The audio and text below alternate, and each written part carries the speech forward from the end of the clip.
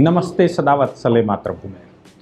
हम लोग आज एक ऐसे विषय पर चर्चा करने जा रहे हैं जो भारत के लिए हमेशा के लिए डिबेट पे रहा है और हम सब जानते हैं आज के चीफ जस्टिस प्योर राष्ट्रवादी हैं, भले ही उनके मुंह से कोई शब्द निकला हो और उसका क्लैरिफिकेशन भी उन्होंने दिया हो। कॉकरोच शब्द का क्लैरिफिकेशन उन्होंने दिया था कि उन वकीलों के लिए जो अनरजिस्टर्ड हैं, ऐसे वकीलों के लिए जो कि फर्जी हैं, ऐसे कॉकरोचों की तरह छपट जाते हैं। आप जॉली LLB 1, 2, 3 तीनों देखिएगा कि कैसे क्लाइंटों के ऊपर उनके असिस्टेंट या उनके जूनियर्स अटकते हैं। ऐसे लोगों के लिए उन्होंने स्टेटमेंट दिया था, बाद में उन्होंने क्लैरिफिकेशन भी दिया, लेकिन विवाद तो बन चुका था। चीफ जस्टिस लंदन की यात्रा पर है, यूके की यात्रा पर है और इस समय हम सब जानते हैं पार्शियल कोर्ट चल रहा है, यानी कि सुप्रीम कोर्ट इस समय बंद है, 3-4 कोर्टें चल रही हैं और उन कोर्टों में या 6 कोर्टें चल रही हैं, उन कोर्टों में जजेस काम कर रहे हैं। वो अर्जेंट मैटर ही केवल सुन रहे हैं, बाकी मैटर्स वो नहीं सुन रहे हैं। लेकिन चीफ जस्टिस ऑफ इंडिया का जिस विषय पर दौरा हो रहा है उसमें 2 बड़े कार्यक्रम उनके हुए। एक 4 जून को हुआ, एक 6 जून को हुआ। रिपोर्टें आज आईं और कल रात को आई। रिपोर्टों में जो बात कही गई वो स्वाभाविक था, हालांकि ये कोई पहली बार नहीं हो रहा है। लंदन में ऑक्सफोर्ड, कैम्ब्रिज या ऑक्सब्रिज ऐसी यूनिवर्सिटियां हैं जो अपने आप को ये समझती हैं कि वो पूरे विश्व के लॉ के जनक हैं। वो कानून उनसे पैदा होता है, उनसे ही पैदा होकर कानून चला। अगर वो कानून को पैदा नहीं करेंगे, कानूनी बच्चे पैदा नहीं करेंगे तो सारा संसार नहीं चल सकता। अच्छा, हमारे यहाँ भी धारणा है कि भाई बार एट लॉ वहाँ से पढ़कर आए या बैरिस्टर वहाँ से पढ़कर आए वही अच्छे बड़े लोग होते हैं, वही कानून के ज़्यादा जानकार होते हैं। लेकिन हमारे चीफ जस्टिस तो भारत से ही पढ़े और हरियाणा के रहने वाले हैं और चीफ जस्टिस बनते ही उन्होंने स्टेटमेंट देने शुरू कर दिए थे, जजमेंट भी देने शुरू कर दिए थे। इसलिए स्वाभाविक है कि अगर उनकी वहाँ यात्रा होगी तो वहाँ उन पर सवाल खड़े करे जाएंगे। अच्छा, एक बात और है, हमारे यहाँ से बड़े बड़े चीफ जस्टिस, आप सोचो रंजन गोगोई साहब वहाँ गए तो इसलिए उनको क्रिटिसाइज किया गया, ये इसलिए उनका विरोध किया गया क्योंकि उन्होंने अयोध्या वर्डिक्ट दे दिया था। ऑनरेबल जस्टिस चंद्रचूड़ वो तो वहीं के प्रोडक्ट हैं, ऑनरेबल जस्टिस DY चंद्रचूड़ तो वहीं के प्रोडक्ट हैं और उनकी तरह ही डिसीजन भी देते हैं। लेकिन आर्टिकल 370 राष्ट्र के पक्ष में जजमेंट दे दिया था, इसलिए उनको क्रिटिसाइज किया गया। आपको याद है रश्मि सावंत, एक लड़की जो कि ऑक्सफोर्ड की प्रेसिडेंट बन गई थी और 11 दिन में ही उसको छोड़ना पड़ा था। ऑक्सफोर्ड में राइट विंग के बच्चे हैं, ऐसा नहीं है कि राइट विंग के बच्चे नहीं, वो साइलेंट वोट डालते हैं और ऐसा कोई प्रेसिडेंट चुन जाता है अगर, तो फिर ये लेफ्ट विंग या चरमपंथी या वामपंथी ये सब उसमें घुस जाते हैं और घुसने के बाद ये वहाँ काउंसिल के अंदर नो कॉन्फिडेंस मोशन ले आते हैं, नो कॉन्फिडेंस मोशन लाकर उनको गिरा देते हैं। ऐसा कई स्टूडेंट्स के पास साथ हो चुका है जो राइट विंगर थे। राइट विंगर मतलब जो राष्ट्र की बात करने वाले थे, जो देश की बात करने वाले थे, जो राष्ट्र के पक्ष में बात करने वाले थे। लेकिन मजे की बात यह है कि उन यूनिवर्सिटियों में हमारे ही बच्चे पढ़ने जाते हैं और वो ये पढ़ने जाते हैं कि वो हिंदुस्तान पर कैसे प्रिवेल करेंगे। और हमारी मानसिकता भी कुछ ऐसी है कि जो वहाँ से पढ़कर आया होगा वो काबिल होगा।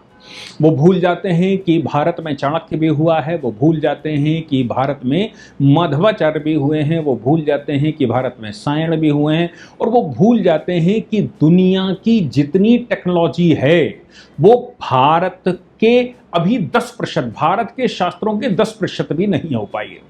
हमारे यहाँ नब्ज पकड़कर पूरे शरीर की स्थिति बता देते हैं तो मेडिकल साइंस कहाँ है। हमारे यहाँ ध्यान लगाकर सही और गलत बता देते हैं तो इंटेलेक्चुअल प्रॉपर्टी या मैं कहूँ कि आर्टिफिशियल इंटेलिजेंस कहाँ है। हमारे यहाँ से दूसरे ग्रहों की चर्चाएं हमारे ग्रंथों में हैं और ऐसा कहते हैं जो महाभारत में नहीं है वो संसार में है ही नहीं, आज तक हुआ ही नहीं है। और हमारे ग्रंथों में जिस प्रकार से चर्चाएं हैं, उन चर्चाओं पर, वेदों की जो चर्चाएं हैं उन चर्चाओं पर विज्ञान, आज का विज्ञान अभी तक वहां नहीं पहुंचा है।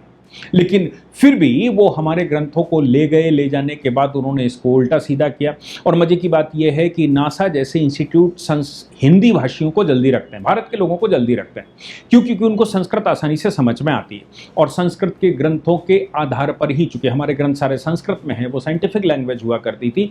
रिग महोदय ने 1985 नासा के एक साइंटिस्ट ने उस समय एक पेपर पब्लिश करके भी कहा था कि पाणिनि ने क्यों अष्टाध्यायी लिखी है मैं जानता नहीं हूं, लेकिन ये प्योर साइंटिफिक भाषा है जो कंप्यूटर के पीछे इंटेलिजेंस क्या काम करती है। आज ये जो भाषा ट्रांसलेशन आप जेमिनी पर देखते होंगे, वो लिखता है कि मैं एक ट्रांसलेटर हूं, उसके सबके पीछे संस्कृत की स्क्रिप्टिंग है। आप देखिए उनके सबके पीछे संस्कृत की स्क्रिप्टिंग है और संस्कृत पर गूगल काम कर रहा है, संस्कृत पर नासा काम कर रहा है। अमेरिका ने अपने यहाँ संस्कृत फ्री कर रखी है ताकि, और स्कॉलरशिप देते हैं, यानी कि वो भारतीय ग्रंथों को पढ़कर, जब हम कहते हैं कि राइट ब्रदर्स ने नहीं तलपड़े ने पहला हवाई जहाज उड़ाया था, तो उनको मिर्ची लगती है। हम कहते हैं कि लोकतंत्र जिसको तुम कहते हो, भारत में बज्जी संघ, शाक्त संघ और भारत में पहले से डेमोक्रेसी है। केवल राजा चुनने का तरीका वंशानुगत हुआ करता था, एलिजिबिलिटी वंशानुगत हुआ करती थी, और वो वंशानुगत होने के बाद भी अगर वंश में नहीं मिलता था तो चाणक्य ऐसे लोगों को उठाकर, यानी कि सड़क पर खेल रहे एक बच्चे को उठाकर, चाहे वो किसी भी जाति का हो, उसको राष्ट्र का राजा सम्राट बना देता है। ये भारत का इतिहास रहा है। यानी कि हम इंटेलिजेंस को पूछते रहे हैं। भगवान वाल्मीकि को हम इसलिए पूछते हैं क्योंकि वो ज्ञान का सागर थे। उनकी जाति कौन सी थी, वो किस संप्रदाय में पैदा हुए थे, वो कौन सी जाति में पैदा हुए थे, ये इररिलेवेंट है। ऐसा भारत है। भारत में जो विकास अभी तक संसार में नहीं हो पाया वो ग्रंथों में समाहित है। आप जिसको खगोल शास्त्र कहते हैं उसकी एक एक घटना आपको हमारे यहाँ पंचांग में मिल जाएगी। लेकिन उनका भ्रम यह है कि उन्होंने जब 18वीं 19वीं सदी में भारत का स्ट्रक्चर बदला था, भारत में उन्होंने एजुकेशन बदली थी और लिटरेसी, एजुकेशन से वो लिटरेसी पर आ गए थे कि यानी कि आप जानकार, भाषा के जानकार बन जाएं। वो भाषा की जानकारी अभी भी चल रही है, इसलिए वो अपने आप को सुपीरियर मानते हैं। और जो वहां जाते हैं उनको वो यही फीड भी करते हैं कि तुम सुपीरियर हो क्योंकि तुम ऑक्सफोर्ड में आए हो, तुम सुपीरियर हो तो क्योंकि तुम कैम्ब्रिज में आए हो, तुम सुपीरियर हो तो क्योंकि लंदन में पढ़ने आए हो, ऐसी या ऑक्सफोर्ड में पढ़ने आए हो। ये मानसिकता बन गई है। वैसी ही मानसिकता लेकर वो हिंदुस्तान वापस आता है और फिर हिंदुस्तान के बाकी लोगों को मूर्ख समझता है और तमाम तरह की बात करता है। इसलिए आर्टिकल 370 जिस चीफ जस्टिस के काल में हटा उनका विरोध, अयोध्या मंदिर जिन चीफ जस्टिस के काल में वर्डिक्ट आई उनका विरोध, और ऑनरेबल जस्टिस सूर्यकांत का विरोध होना स्वाभाविक है। लेकिन ऑनरेबल जस्टिस सूर्यकांत, उन पहले चीफ जस्टिसों ने जवाब नहीं दिया था, ऑनरेबल जस्टिस सूर्यकांत ने उसका जवाब दिया। लंदन में उनका लेक्चर हुआ, आर्टिफिशियल इंटेलिजेंस का इस्तेमाल कैसे होगा इसकी बात हो रही थी। लंदन के उनके इस बात पर अंदर ही कुछ लोग कॉकरोच को लेकर सवाल पूछने लगे। मीडिएटर्स ने मना किया, बंद कर दिया, कहा ऐसे सवाल नहीं पूछे जा सकते हैं। और ये प्योर एकेडमिक सेशंस थे। लंदन में या यूके में इस तरह का माहौल है कि उनको लगता है ऑक्सफोर्ड के लोग, एक सोसाइटियां उन्होंने बना रखी हैं, वो सोसाइटियां दुनिया भर के नेताओं को बुलाकर, राहुल गांधी जैसे लोगों को बुलाकर डिबेट करवाते हैं और ज़्यादा कुछ नहीं होता। वहाँ 50-100 लोग ही होते हैं। आप तस्वीरें देख लीजिए, आपको वहाँ 50-100 लोग ही मिलेंगे कि वो बात करने जा रहे हैं इतनी बड़ी यूनिवर्सिटी में। हमारे चीफ जस्टिस वहाँ बेचारे चले जाते हैं क्योंकि उनको भी डिग्री मिलती है, मैं ऑक्सफोर्ड गया, वहाँ गया, यहाँ गया, ये किया, वो किया। लेकिन आज के चीफ जस्टिस जब गए तो उनका जो दूसरा कार्यक्रम, पहले कार्यक्रम में तो वो कॉकरोच और आर्टिफिशियल इंटेलिजेंस पर बात हो ही रही थी, दूसरे कार्यक्रम में उन्होंने उसका जवाब दिया जो ऑक्सफोर्ड में हुआ। ऑक्सफोर्ड यूनिवर्सिटी के कार्यक्रम में उन्होंने कहा हम अपना इंडियन ज्यूरिस्प्रूडेंस तय कर रहे हैं, हम अपना इंडियन यानी कि हम अपना इंडिजीनियस ज्यूरिस्प्रूडेंस तैयार कर रहे हैं। उन्होंने कहा पश्चिमी देशों से, अब देखो जो बात थी कि उनका विरोध वहां पर हो रहा था क्योंकि वो राष्ट्रवादी चीफ जस्टिस हैं, तो उनको लेकर वहां पर ये कहा गया कि भाई आप तो लोगों को, हम we are the citizen not a cockroach, ऐसे उनसे कहा गया। तो उन्होंने कहा मतलब अंदर जब वो कह रहे थे। और विरोध का कारण ये नहीं था, विरोध का कारण कॉकरोच कहना नहीं, वो तो एक शब्द था। विरोध का कारण तो उनकी राष्ट्रवादिता है, विरोध का कारण तो भारत प्रथम की उनकी भावना है, विरोध का कारण तो पश्चिम से प्रभावित ना होना है। और उन्होंने वो बात खुलकर वहां कह भी दी।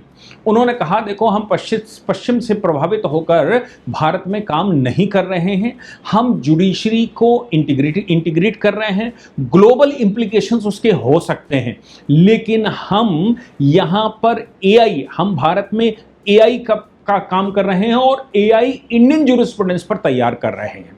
आप सोचिए कि उन्होंने कहा हम एआई इंडियन ज्यूरिस्प्रूडेंस पर तैयार कर रहे हैं और हम अब भारतीय संस्कृति को भारतीय इंडिजीनियस एआई इकोसिस्टम में इनबिल्ट कर रहे हैं। हम यहाँ पर जो सॉफ्टवेयर बना रहे हैं, हम यहाँ पर जो काम कर रहे हैं, हम यहाँ जो भी कर रहे हैं, हम वो भारतीयता को आधार में रखकर कर रहे हैं। उन्होंने कहा देखो pillars of the AI regulation in the court हैं, हमने कोर्ट वर्चुअल कर दिए हैं। हमारे यहाँ देश में कहीं से भी कोई वार्ता, छोटे से छोटा व्यक्ति भी सुप्रीम कोर्ट में भाग ले सकता है। उन्होंने कहा कि ट्रू ऑब्जेक्टिव जो इसके पीछे का है वो है जुडिशियल डायलॉग, और जुडिशियल डायलॉग कल्चर के साथ मिलना चाहिए, भारतीयता के साथ मिलना चाहिए। इसलिए हम पूरे सिस्टम में हम आधुनिकता के साथ भारतीयता वहां डाल रहे हैं। हमारे यहाँ फंडामेंटल राइट की जब हम बात कर रहे हैं तो हम डिजिटल रिफॉर्म्स करके कोई भी व्यक्ति आर्टिकल 14, आर्टिकल 19, आर्टिकल 21 का केस देश के किसी कोने से कर सकता है, उसको दिल्ली आने की जरूरत नहीं है।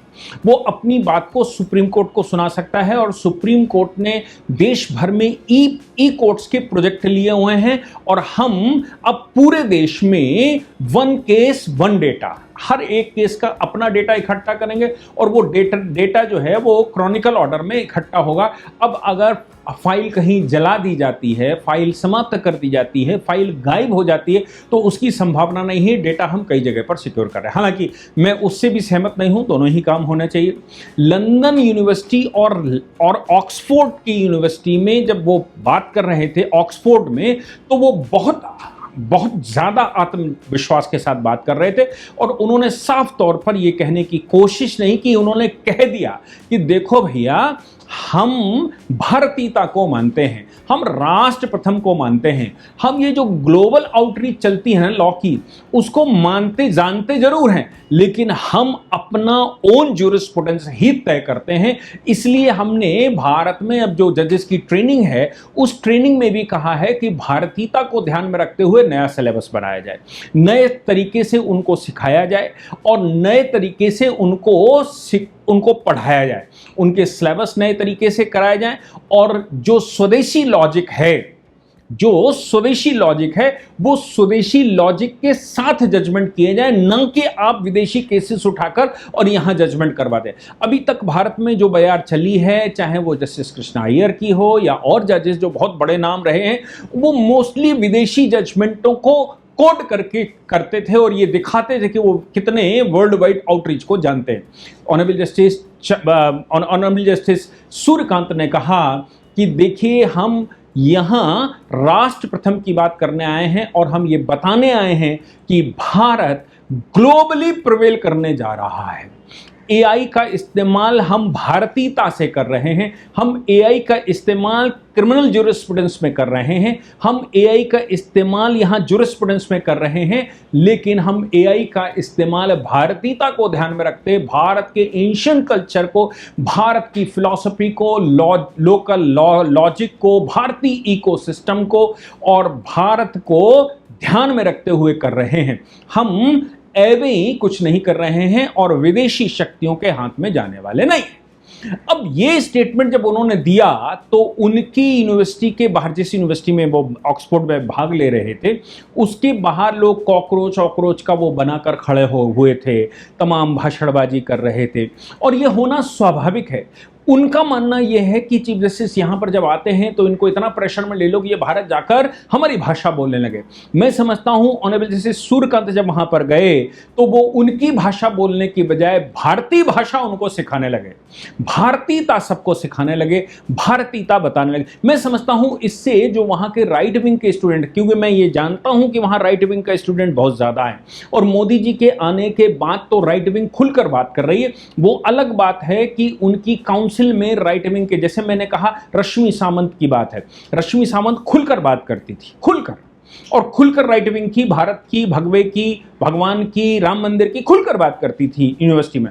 वो जीत गई क्योंकि सीक्रेट बैलेट था, लेकिन बाद में काउंसिल जब बैठी तो उनके खिलाफ नो कॉन्फिडेंस मोशन लिया। 11 दिन के अंदर उनके पुराने चैट, पुराने भाषण, पुरानी चीजें, फेसबुक के उनके कमेंट, वो सब निकालकर सामने रखे गए और निकाल कर रखकर वहां उनके खिलाफ नो कॉन्फिडेंस मोशन लाया गया, उनको परेशान किया गया। वो भारत वापस आ गई, रश्मि सावंत भारत वापस आई। उन्होंने कहा कि देखो हम प्रेसिडेंट तो हो गए हैं, हम भारतीयता नहीं छोड़ने वाले, तुम्हारे दबाव में हम झुकने वाले नहीं हैं। अगर हमको ऑक्सफोर्ड छोड़ना पड़े तो हम छोड़ देंगे, लेकिन आप ये कहें कि भारत विरोधी शक्ति मैं हो जाऊं तो मैं भारत विरोधी शक्ति नहीं हो सकती।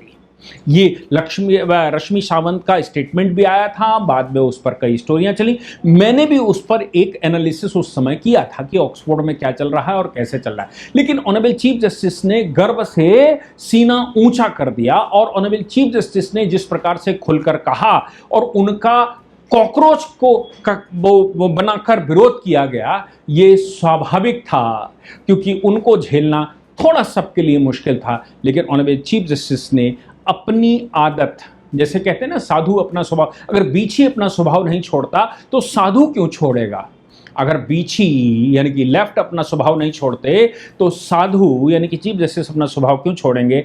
ये आज उन्होंने दर्शा दिया। मैं समझता हूं कि अभी उनका दौरा जारी है और अगर और कुछ हुआ तो उनके स्टेटमेंटों से हम सब गौरवान्वित महसूस करेंगे। अभी उनके 2 लेक्चरों में हम गौरवान्वित महसूस करते हैं, जिसमें एआई के इंटरनेशनल इस्तेमाल और जुडिशियल इस्तेमाल को लेकर उन्होंने कहा और बाद में उन्होंने जब ऑक्सफोर्ड में गए तो उन्होंने भारतीयता की बात कही, भारतीयकरण की बात कही, भारतीय लॉजिक की बात कही और कहा हम भारत के आधार पर प्रिवेल करेंगे, पश्चिमी देशों के आधार पर नहीं। उनकी धरती पर खड़े होकर उनसे ही कहा कि तुम्हारे आधार पर नहीं, हमारे आधार पर विश्व चलेगा।